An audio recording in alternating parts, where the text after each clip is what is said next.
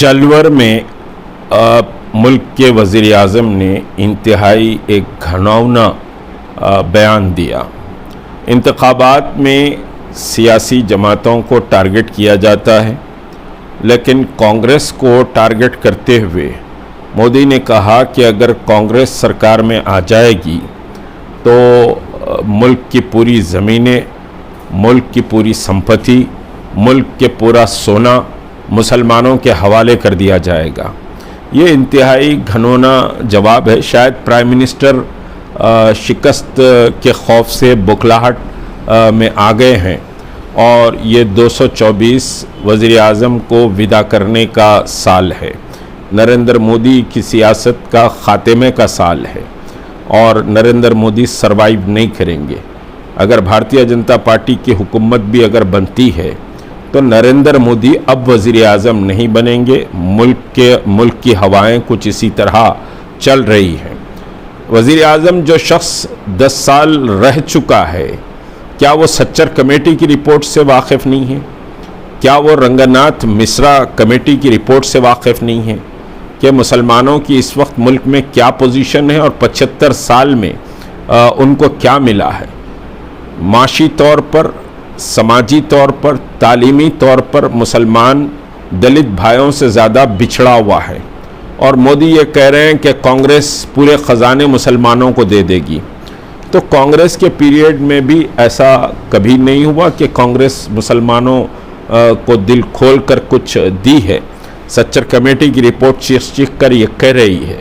तो ये एक समझिए कि पोलराइज करने की कोशिश है और पूरे मुल्क में पोलराइजेशन की कोशिश भारतीय जनता पार्टी बाकी के जो 6 फेस बचे हुए हैं उसमें करने की कोशिश कर रहे हैं। लेकिन मुल्क की आवाम समझ गई है कि 10 साला इनका इख्तिदार सिवाय मंदिर, मस्जिद, मुसलमान पाकिस्तान से ख़बरस्तान, शमशान घाट, 80-20 ऐसे नारों में घूमता रहा।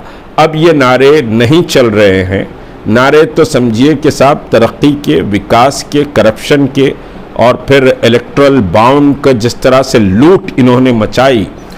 ख़ुद हमारे वज़ीर ख़जाना सीतारामन के शौहर ने जो बात कही कि it's a world biggest scam, ये इलेक्ट्रल बॉन्ड के ताल्लुक़ से जो बात उन्होंने कही है और दुनिया लिख भी रही है कि ये समझिए कि दुनिया का सबसे बड़ा स्कैम है कि रुश्वत लेकर इन्होंने ठेके दिए हैं। ये बात अवाम के समझ में आ गई है। अब हिंदू, मुसलमान या फिर समझिए कि साहब शमशान, ख़बरस्तान, पाकिस्तान, मुसलमान, टोपी, ये नहीं चलेगा।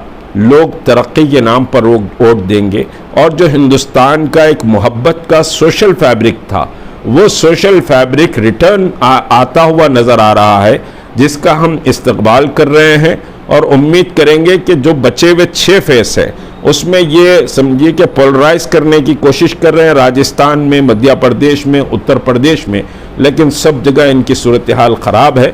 मोदी की विदाई का टाइम आ गया है। मोदी फिर वज़ीर आज़म नहीं बनेंगे।